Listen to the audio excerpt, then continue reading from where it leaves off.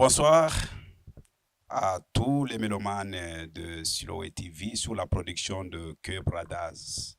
Nous sommes là ce soir chez l'évêque général Michael Wambois pour avoir un peu de ses impressions par rapport à ce grand travail qui se prépare ici à Johannesburg, parce qu'on en a l'habitude chaque année de vivre ainsi, mais jusque-là, cette année, il n'y a pas d'écho. C'est ce qui nous a poussé par rapport à ce que nous avions tous, chaque fois, l'habitude d'entendre sur Siloé TV que votre problème est notre préoccupation. Alors, votre préoccupation nous amène ce soir chez l'évêque général Michael Wambois pour un peu en savoir pourquoi ces silences, est-ce que cette année il y a quelque chose ou pas, et pour en être clair de ce qui va se passer, et pendant ce temps que nous sommes ici, nous voulons accueillir notre papa en disant Shalom papa. Shalom mon fils, comment vous allez? Dieu nous fait grâce, nous sommes bénis. D'abord vous dire merci pour l'opportunité que vous nous accordez ce soir sur le micro de Siloé TV, sur la production de Que Brothers. Nous voulons un peu savoir, chaque année, nous avons l'habitude de vivre un moment de bénédiction ici à l'église Foi et Victoire en Jésus. Mais c'est comme si cette année, il y a un silence total parce que nous allons déjà vers la fin de l'année, dans 2 mois et demi. L'année va se terminer, mais on ne sait pas qu'est-ce qui se prépare et pourquoi ce silence. Le silence est dû à tous les événements que nous avons eus avant la convention. Il y a eu des événements comme la réunion des couples des serviteurs des dieux. C'était un grand événement et nous ne voulions pas superposer les événements de peur que un événement puisse couvrir l'autre. Yeah. Voilà pourquoi nous avons donné la préférence à l'union. Parce que Foi et Victoire, c'est un ministère qui est dans l'union. Alors, nous donnons la valeur d'abord à l'union des serviteurs des dieux. Et c'est pour cela que nous avons mis en avant les événements de l'union. Et quand, avant ça, à Foi et Victoire, il y a eu le rassemblement des aigles, la formation des leaders. C'était un autre événement. Donc maintenant, il y a la convention annuelle de Foi et Victoire. On a déjà lancé les posters sur les réseaux sociaux, surtout dans le groupe WhatsApp de l'Union. Mais maintenant, nous savons que Siloé est là.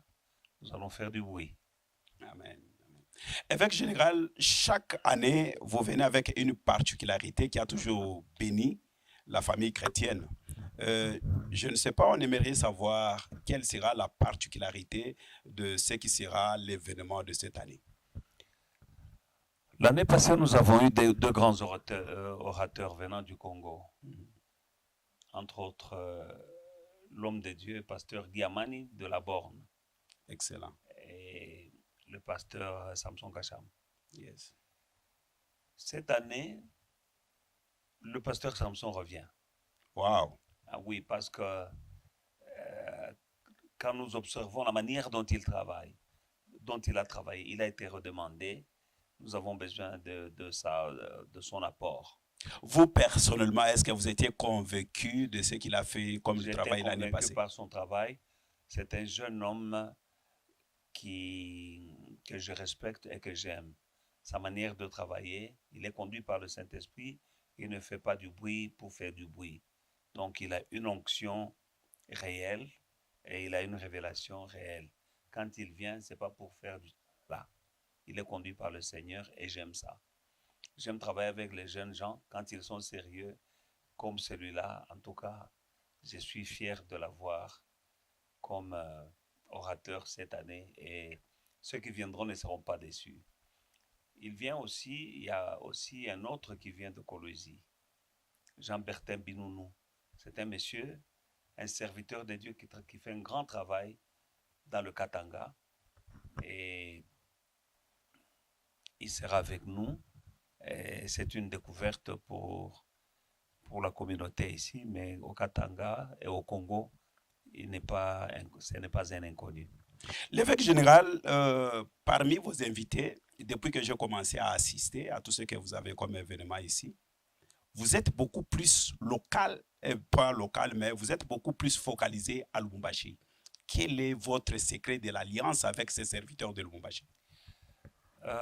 Il y a 2 ans, nous avons eu un pasteur Kalad Ok, qui venait de Potchefstroom.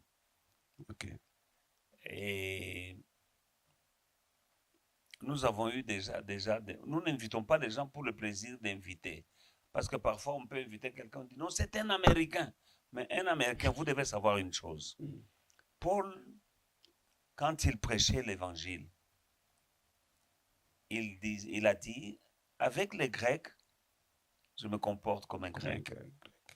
Quand je suis chez les Juifs, comme les Juifs. Donc l'évangile que nous prêchons, cet évangile-là a une certaine connotation avec la culture des gens. C'est-à-dire que vous pouvez inviter quelqu'un. Ici, la majorité, ce sont des Africains d'abord et en général des Congolais. Alors, j'ai déjà remarqué, tu peux inviter un Européen ou un Américain, il ne connaît pas les réalités du Congolais. Il ne connaît pas les réalités des Africains. Oui. Il vient avec un tout autre évangile là-bas. Enfin, c'est toujours l'évangile, mais qui ne s'adapte pas à la culture. Yes. Donc, l'évangile, il faut savoir l'adapter à la culture des gens auxquels tu prêches afin d'en gagner plus. Si tu viens, tu prêches aux Congolais comme si tu prêchais aux Américains, tu n'auras pas aussi un impact suffisant. Ça, c'est un. Bon, quand j'invite des personnes qui viennent surtout du Congo, de Lubumbashi, Oui. bon, moi-même, je suis louchois. J'ai évolué à Lubumbashi pendant longtemps. C'est là, vous voulez rester tout simplement là où vous avez beaucoup évolué? Je ne veux pas rester, donc je vais à Kinshasa parfois. Et puis je suis plus connu qu'à Kinshasa qu'à Lubumbashi. Mais à Kinshasa, c'est pour autre chose. Non. Je suis invité dans des églises. Alors, je regarde le besoin et je n'invite pas quelqu'un par plaisir d'inviter quelqu'un. J'ai besoin que la personne qui vient, qu'elle ait quelque chose à donner. Ce n'est pas parce que nous avons une relation que je vais t'inviter. Le peuple a faim. Le peuple, nous arrivons dans les temps de la faim. Alors, il faut pas, il faut acheter le temps. Il ne faut pas faire des histoires comme dans le monde. Bon, celui-là m'avait invité, moi aussi je vais l'inviter. Ou bien, donc quelqu'un vient là, il fait du cinéma, il peut même, les gens restent dans leur faim. Je sais que les gens ont besoin, ont soif de l'évangile, le vrai évangile. Et je sais aussi que Jésus-Christ revient bientôt. Alors, quand j'invite quelqu'un, je connais, comme la Bible dit, le berger connaît son troupeau. Je connais le troupeau que j'encadre. Et je connais la personne que j'invite. Je sais que l'onction qu'il a, nous en avons besoin. Voilà pourquoi j'invite. Bon, il y a d'autres personnes que je connais, mais ou bien parfois il n'est pas disponible. J'ai des gens à Kinshasa, mais parfois ils ne sont pas disponibles. Les personnes que je connais à Kinshasa voyagent beaucoup, ou bien ils ont de très grandes responsabilités. Alors, dans la période où j'ai la convention, je regarde qui est disponible et qui est approprié à Foi et Victoire. C'est un peu ça. Qu'est-ce qui vous inspire un peu le ministère de la jeunesse? La jeunesse a besoin de marcher avec la génération qui l'a précédée. Êtes-vous satisfait? Pas tout à fait, mais un peu. Parce que je vois que la jeunesse commence à comprendre. La jeunesse, il y a quelques années, ne voulait pas se connecter moi je n'aime pas dire à la vieillesse. Bon, à la génération qui l'a précédé, les aînés. La jeunesse croit tout savoir, faire les aînés n'ont rien à dire. Mais c'est archi faux.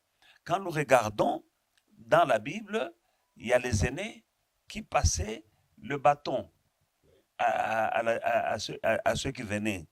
Il ne faut pas couper cette course-là. Nous devons être connectés parce que les aînés vont passer. Mais ils ont vu des choses que la jeunesse n'a pas encore vues. Maintenant, ce que les aînés ont vu là, ils doivent transmettre. Alors le problème est qu'il y a des aînés qui n'aiment pas les jeunes et qu'il y a d'autres jeunes qui n'aiment pas les aînés. Et là, ça c'est compliqué, ce n'est pas biblique. Mais c'est comme si la jeunesse aussi a réalisé que le vieux là qui nous ont précédés, ils sont beaucoup plus entre eux. Non, non, non, non, non, non, non. Toi et moi, nous sommes des générations différentes. Comment tu es à côté de moi comme ça? Est-ce que tu as senti que la porte était fermée? Non, non.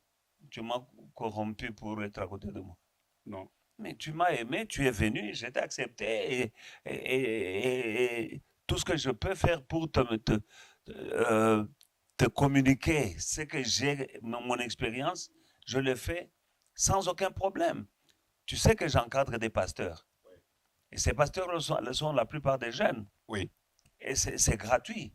Oui. Je donne de mon temps, je les encadre. Il faut être encadré, formé, afin de transmettre à la génération montante l'expérience, parce que nous passerons.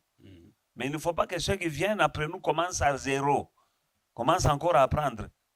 Parce que nous nous sommes battus, nous nous sommes blessés, nous avons des cicatrices, spirituellement parlant. Vous ne devez pas porter les mêmes cicatrices. Vous venez, je vous montre le chemin. Attention, jeune homme, là, je me suis fait mal là-bas et j'ai perdu 2 années du ministère à cause de cette erreur-là. Ne la fais pas, sinon tu vas perdre. Des choses comme ça. Comprends?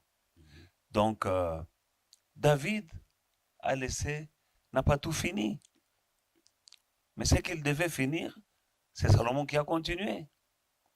Élisée, Paul, à Timothée. Yeah. Et nous passons. Parce que l'évangile, c'est comme une course de relais.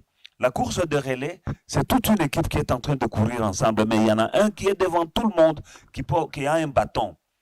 Et l'autre, là, qui commence à se fatiguer, il fait comme ça. Il donne à l'autre le bâton. Et l'autre court maintenant. Et quand l'autre commence à se fatiguer, il fait comme ça. Il passe le bâton à l'autre qui le suit. Ainsi de suite.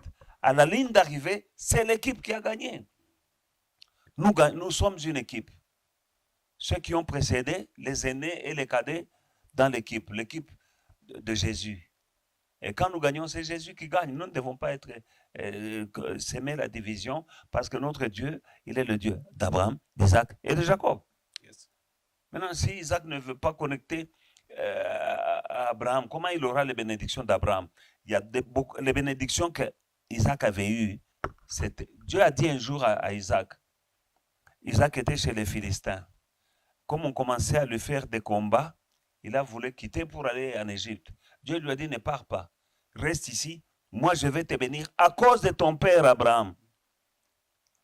Donc Dieu bénit Isaac à cause d'Abraham. Abraham est déjà mort, mais Abraham avait transmis certaines vérités à son fils.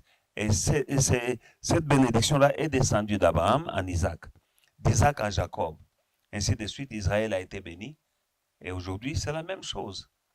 Donc, il ne faut pas couper la chaîne là. C'est une chaîne, nous communiquons, et c'est Christ qui gagne. Donc, maintenant, que la jeunesse ne puisse pas se séparer des aînés et que les aînés ne puissent pas mépriser la jeunesse. Moi, je crois que les jeunes qui disent que non, les anciens là ne veulent, les vieux n'aiment pas. Non, non, il y en a qui sont déjà complexés eux-mêmes. De loin, ils regardent comme ça et disent, moi, je n'irai pas là-bas. Ces vieux-là, ils sont bons. Il y a des qualifiés. De loin, sans approcher, ils se méfient déjà. Ça, c'est une ruse du diable pour séparer, afin que vous puissiez souffrir. Parce que le Père a souffert pour que l'enfant ne souffre pas. Alors, nous sommes le corps de Christ. Quand nous sommes arrivés ici, on a souffert. Parce qu'en 91, 92, c'était pas facile. C'était pas facile. Mais il n'y avait pas beaucoup de frères africains ou congolais. Mais quand vous venez, ceux qui vous ont précédé là, doivent vous faciliter la tâche. Et nous sommes là pour ça. Mais il y en a qui ne veulent pas. Et c'est de l'orgueil. Que ce soit les vieux qui ne veulent pas les jeunes, la jeunesse, que ce soit la jeunesse qui n'aime pas les vieux, c'est de l'orgueil. Et l'orgueil précède la chute. Évêque général, revenons à ce qui nous réunit ce soir ici. C'est beaucoup plus parler de la convention annuelle de l'église Foi et Victoire. C'est l'église Foi et Victoire qui met tous les moyens possibles pour que, comme on a toujours eu l'habitude de vivre cela, vraiment, c'est des très bons moments. Je crois bien qu'on a des très bons souvenirs pour ça. Et lorsque vous mettez les moyens pour organiser ça, pourquoi pas rester local dans l'église Foi et Victoire, mais vous associez les autres. Et par rapport à ce que vous faites, on vous a surnommé apôtre de l'unité. Quel est le secret que vous, personnellement, vous avez trouvé dans l'unité? Jésus, avant de mourir, il dit, Seigneur, je prie pour eux qu'ils soient unis comme moi avec le Père et le Saint-Esprit. Lui qui était en train de mourir, au lieu de prier pour lui-même, commence à prier pour nous. Et il priait pour l'unité. Alors, quand nous sommes dans le royaume, nous combattons l'unité, c'est diabolique. Moi, j'aime l'unité. L'unité des Africains, l'unité des Congolais, l'unité des pasteurs. Nous sommes dans le même royaume. Nous sommes le corps de Christ. Nous sommes les membres d'un seul corps. Tous, nous sommes les membres d'un corps. Qu'est-ce qu'un membre? C'est le bras, c'est la jambe, c'est les doigts. Alors, un membre veut sortir du corps pour faire quoi? C'est la sorcellerie. Alors, que le membre reste attaché au corps. C'est ça l'unité. C'est ça l'unité. Christ, c'est la tête de l'Église. Et nous sommes des membres. L'unité, c'est rester attaché au corps de Christ. Voilà pourquoi moi, mon souci, c'est l'unité. Quand nous faisons quelque chose, j'aime associer mes frères et mes sœurs, que nous soyons ensemble. Nous faisons tout pour que nous soyons ensemble. En tant que chrétiens, en tant que serviteurs de Dieu, en tant que Congolais, en tant qu'Africains, nous devons être ensemble. D'abord, nous, les Africains, là. Ailleurs, on ne nous aime pas. Les Européens n'aiment pas les Africains. Les Américains n'aiment pas les Africains. Les Arabes n'aiment pas les Africains. Mais est-ce que les Africains, entre eux-mêmes, maintenant, on ne s'aime pas, c'est quoi? Les Congolais, la même chose. Vous êtes dans un pays où on ne vous aime pas, on vous a donné des noms, et tout ça. Maintenant, vous-même aussi, vous ne vous aimez pas. Finalement, c'est quoi? L'union fait la force. J'aime l'unité. L'unité est combattue. Celui qui combat l'unité fait l'œuvre du diable. Moi, j'aime l'unité. J'aime quand nous sommes ensemble en tant que serviteurs de Dieu, en tant qu'Africains, en tant que Congolais. Quand nous sommes ensemble, ça me fait plaisir et je sais que ça fait plaisir à celui qui nous a appelés. Avec Mike, vous êtes beaucoup plus installé ici en Afrique du Sud. Oui. Ça fait des années. Je n'aimerais pas entrer dans votre vie privée, mais je sais que vous êtes bien implanté ici en Afrique du Sud. Mais souvent, en étant à votre côté, vous parlez beaucoup plus du Congo. Que vous inspire le Congo? Et pourquoi là où vous avez l'avantage de tout, mais vous voulez toujours reculer, parler toujours du Congo? Au moment où ceux qui sont au Congo ne prennent pas les soucis comme vous l'avez. Ce serait malheureux d'oublier mes racines. Sur le papier, je suis sud-africain, mais dans mon sang, c'est écrit congolais. Mais il y a des doutes des gens qui m'ont dit que non, voilà, l'évêque Mike, il aime les Congolais, mais en réalité de lui-même, il n'est pas congolais. Je suis congolais. De père et de mère et de grand-père et de grande-mère. Je suis congolais, né à Lubumbashi, grandi à Lubumbashi, marié à une Congolaise. Mes parents sont des Congolais. Mon père a travaillé à la GECAMIN. Mais quelle est la raison de beaucoup de caladies tout autour de vous? Je ne suis pas raciste. Je ne suis pas raciste. Dieu n'est pas raciste. Et dans tous mes enfants là, moi-même, bon, mes enfants sont mariés. à des femmes de différentes tribus. Ça vous arrange? Ça ne me dérange pas pourvu qu'elles connaissent le Seigneur. C'est la première condition que j'ai donnée à mes enfants. N'allez pas me chercher une païenne. Cherchez dans l'église. Cherchez quelque part une fille qui connaît le Seigneur. Vous vous mariez, quelle que soit sa tribu. Mon fils aîné est marié à une Congo, l'autre est marié à une Kosa, l'autre est marié à Congo central. J'ai une fille qui est mariée à quelqu'un de Bandundu. Ça ne me fait rien aussi longtemps que nous sommes dans le royaume. Ça ne me fait rien. Donc, les cas là, ma femme est métisse. Oui. Mais née au Congo, d'une mère congolaise, grandi là, au Congo, et il a fait ses études là. Mes enfants sont mélangés. Évêque Mike, quelle sera la particularité de la convention de cette année? La convention de cette année, c'est une bombe atomique dans le camp du diable. Wow. Parce que nous allons, avec l'aide du Seigneur, la révélation que Dieu m'a donnée, il a investi quelque chose en chacun d'entre nous. Et dès que nous devenons des chrétiens, tout est possible. Le chrétien n'est pas quelqu'un qui doit être limité, bloqué, misérable. Nous sommes des enfants de Dieu. Mais Dieu dit, mon peuple est détruit par manque de connaissances.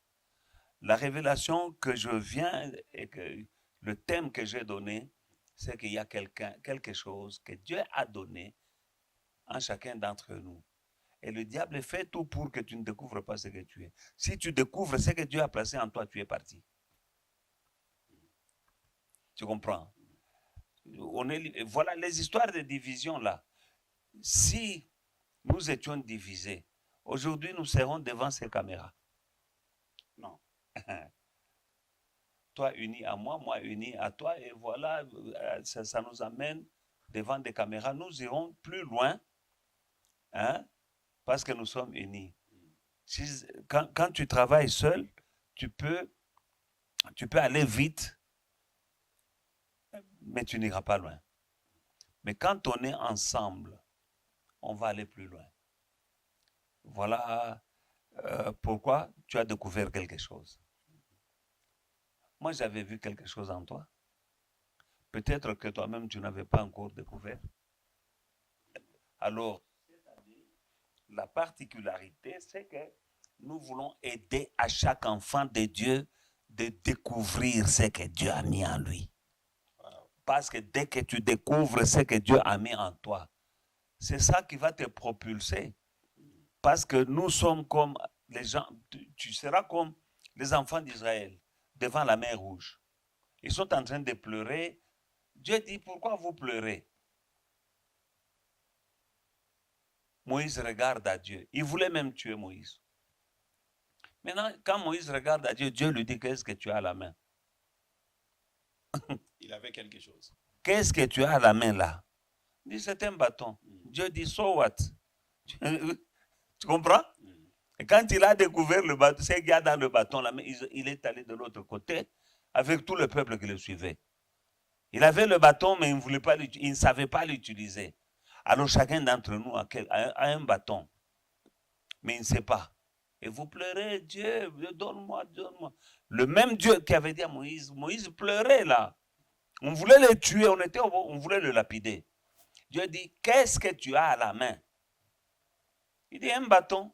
Donc lui ne connaissait pas, il ne comprenait. Dieu lui dit, un bâton. Dieu dit, alors, lève-le. Amen. Et il lève le bâton, et voilà. Le secours n'est pas venu de quelque part. Dieu n'a pas envoyé des anges. Non, nos bâtons, quand ils étaient on. Tac. Alors chacun d'entre nous a son bâton. La convention de cette année, c'est pour impacter le peuple de Dieu, qu'ils viennent, qu'ils découvrent. Donc un peuple sans révélation est un peuple sans frein. Il y a des révélations. Que le peuple vienne, qu'il reçoive des révélations. Chaque personne, quand tu découvriras cela, ta mer rouge va s'ouvrir. Quelles sont les stratégies qui sont mises pour cette convention pour atteindre tout le monde? Par exemple, ici en Afrique du Sud, nous avons plusieurs villes. Je ne sais pas s'il y a des stratégies qui sont mises pour que toutes les églises possibles qui sont tout autour des Lignons, tout autour de l'évêque général Mike Lwambois, puissent bénéficier de ce que vous appelez aujourd'hui comme bombe atomique? Bon, en tout cas, ce n'est pas facile. Nous n'avons plus les réseaux sociaux. Là, on va essayer d'envoyer des invitations.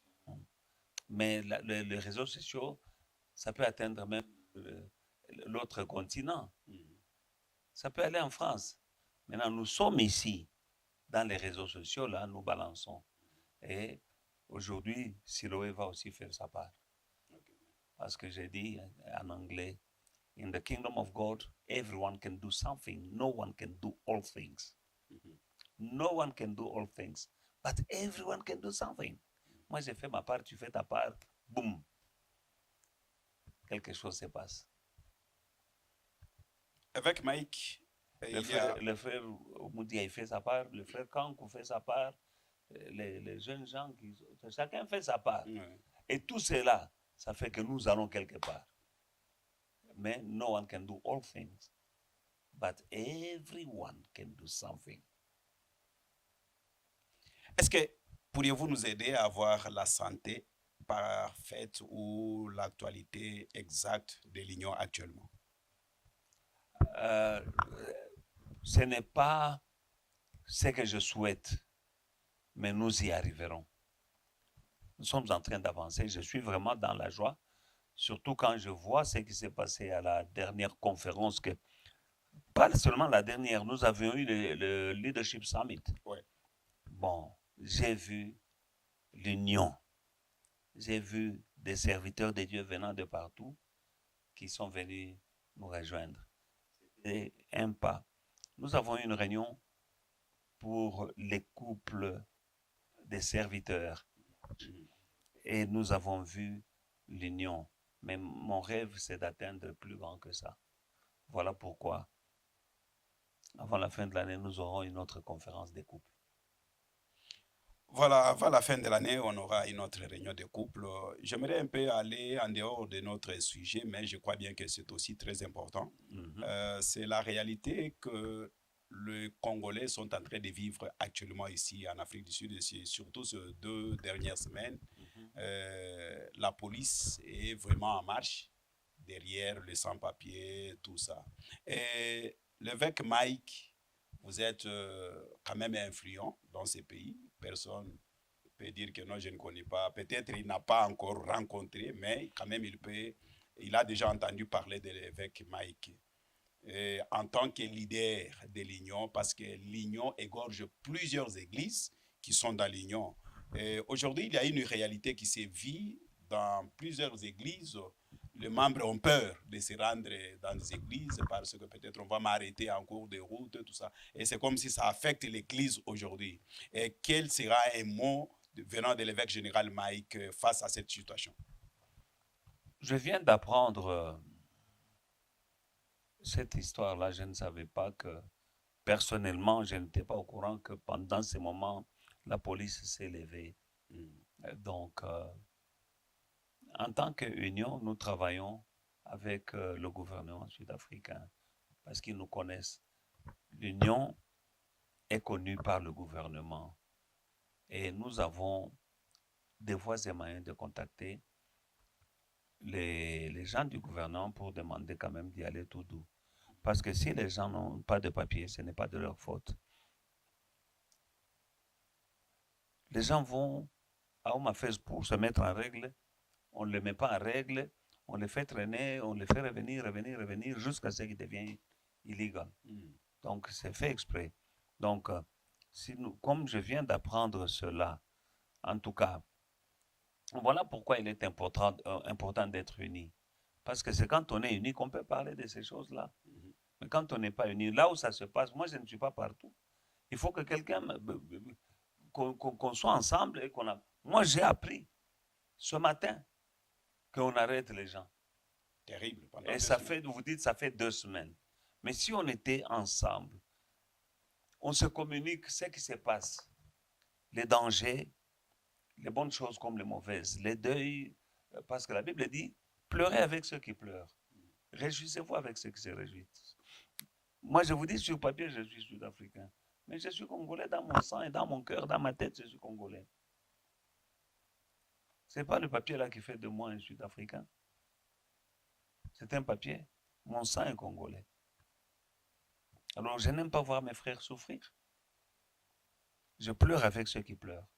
Je me réjouis avec ceux qui se réjouissent. Mais pour pleurer avec celui qui pleure, il faut qu'il te dise que je suis en train de pleurer. Mais s'il est dans son coin en train de pleurer, quand vous voyez, il fait semblant comme si tout va bien, tu ne sauras pas l'aider. J'ai appris, et c'est vraiment dommage. Nous allons essayer de parler à certains de nos contacts dans le gouvernement sud-africain pour essayer de pousser sur le bouton. Ceux qui sont illégaux là, ils n'ont pas voulu être illégaux. Tout le monde veut être en règle. Quand on va à Omafez, on leur dit reviens demain, reviens demain, reviens demain, reviens le mois prochain, jusqu'à ce que son papier là expire. Et quand ça expire, tu deviens illégal. Maintenant, on commence à te chasser comme si tu as décidé. Donc, il y a des gens avec lesquels nous pouvons nous asseoir comme ça et leur parler comme ça. Et eux, ils savent ce qu'ils peuvent faire. Et je vais donner un coup de fil à quelqu'un cet après-midi. Et ce qu'il me dira, je vous le dirai. Avec Mike, vous avez quand même un œil sur le Congo, parce que vous parlez beaucoup du Congo. Et apparemment, les choses ne semblent pas bien marcher à notre pays. Moi, précisément, j'ai été touché de la situation de notre ministre de la Justice. Je crois bien que vous suivez aussi beaucoup Congo. Et il y a un adage qui dit « La justice élève une nation ». Et si un jeune peut venir avec des idées telles que notre ministre de la Justice, mais les Congolais veulent la mort d'un tel monsieur, quel mot pourriez-vous dire à cette situation? Non, ce sont des traîtres. Et des traîtres, il y en a toujours eu partout. Ce sont des traîtres, des cupides. Ce sont des gens qui ne méritent même pas d'être appelés Congolais. Et je crois c'est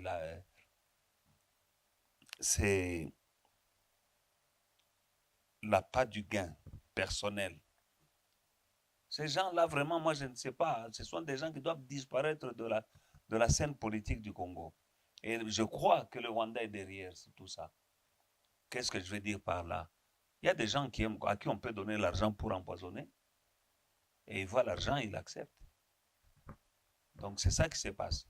Et autre chose, ce sont des divisions à cause des vols, les voleurs, ou bien des gens qui n'aiment pas quelqu'un à cause de sa tribu, ou bien, donc, des gens qui sont habitués. Et puis, nous venons de loin en tant que Congo. Hein? Ouais, ouais. Nous venons de loin. La colonisation nous a laissé des traces. On n'a pas pu se relever. Il y a eu les 32 ans du maréchal. Et puis, il y a eu des Rwandais qui sont venus. Et le Congo est malade.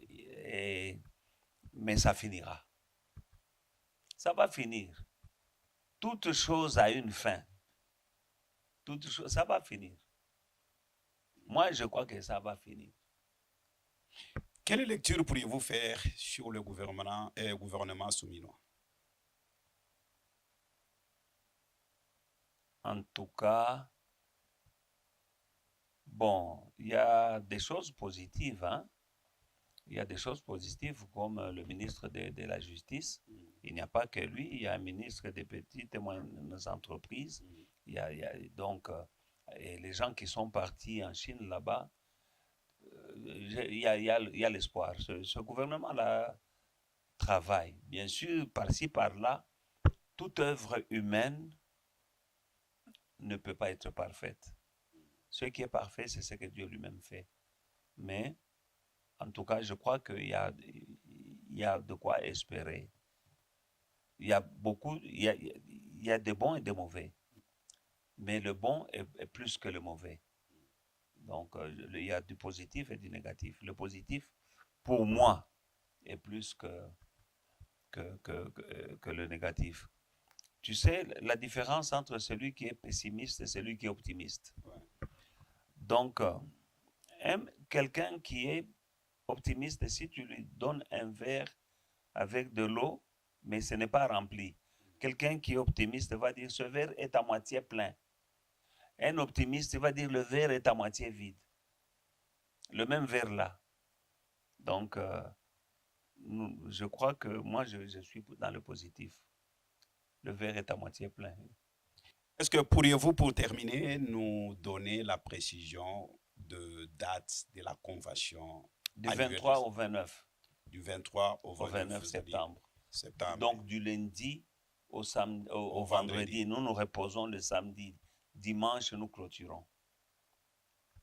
Quel mot pourriez-vous dire à tous les mélomanes qui vont nous suivre? Peut-être une question que je pouvais poser, mais je n'ai pas eu l'opportunité de la poser. Mais vous avez notre autorisation de parler à tous les mélomanes qui vont nous suivre concernant la convention qui est à nos portes. Tout le monde est invité. C'est une affaire dans le corps de Christ. Nous sommes tous des chrétiens.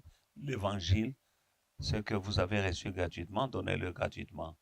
Nous avons reçu quelque chose. Nous recevons des hommes de Dieu qui viennent avec quelque chose. Tu ne sais pas, tu peux venir. Je dis à ceux qui nous suivent, tous les abonnés de Siloé, venez. Pourquoi? Parce que tu peux venir dans cette convention-là et tu reçois ta part. Tu peux recevoir une révélation.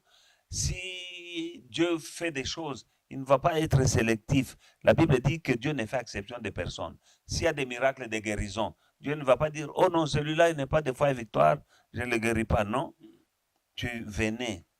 Arrêtons les histoires de dire ce ne sont pas mes choses. Ce sont tes choses parce que d'abord, tu es chrétien et l'évangile nous appartient à nous tous. Je vais donner un exemple. Il y a eu quelques années avant, des orateurs étaient venus ici. Et puis, un des orateurs dit qu'il y a quelqu'un qui a un problème de rein ici. Dieu vient de trouver la solution à ton problème. Et il y avait un frère qui avait un problème de rein. Il faisait la dialyse et tout ça. Maintenant, il avait besoin d'un donneur de rein. Mais dans ces choses-là, il y a une file. Il y a beaucoup de gens qui sont dans la ligne d'attente, qui attendent les donneurs. Alors, on privilégie d'abord sur leur loi ici, d'abord les Sud-Africains. Les étrangers après. Les Sud-Africains, là, ils sont des milliers. Toi, tu es Ngunda. On va te donner quand? Mais quand cette parole est sortie, le frère là, on l'appelle pour lui donner un rein. On saute les Sud-Africains. Mais c'était ici dans une convention. Un de nos orateurs a dit, il y a une personne qui a un problème de rein ici. Dieu vient de trouver une solution à ton problème. Et il y a un frère qui était là. S'il n'était pas là, il n'allait pas avoir son rein. Il allait mourir. Donc, je dis à tous les abonnés de Siloé, venez voir, venez recevoir, venez participer. Nous sommes les membres du corps du Christ. Avec Mike, nous vous remercions pour la disponibilité de votre temps et de ce que vous avez pu donner. Et je crois bien qu'aujourd'hui, ça ne sera pas le dernier jour. On aura encore d'autres séances parce que la convention, c'est à la porte. Nous aurons encore l'opportunité et nous vous remercions beaucoup plus parce que chaque fois que nous avons quelque chose à dire et vous êtes toujours disponible à parler. Et pour ce soir, je crois bien que nous vous remercions encore une fois. C'est pour moi l'opportunité m'est donnée ici de vous remercier à vous et votre équipe qui vous accompagne. Que Dieu vous bénisse abondamment et que mon Dieu mette la main sur ce que vous faites. Et je le dis dans le nom du Seigneur, vous irez très loin. Au nom de Jésus. Merci beaucoup. Shalom. Voilà, bien-aimés dans le Seigneur, nous sommes arrivés à la fin de notre entretien avec l'évêque général Mike Luambois. Et nous remercions tout le monde, surtout tous nos icônes, nos papas qui soutiennent tout ce que nous sommes en train de faire à Siloé. Là, je vois notre papa Mouchadi, je vois notre papa Peter Mouteba. Vous êtes nombreux à soutenir ce que nous sommes en train de faire. Alors, restez toujours connectés à Siloé TV et partagez nos vidéos. Et je crois bien que nous allons nous retrouver dans nos prochains numéros. Que l'Éternel nous bénisse. Merci.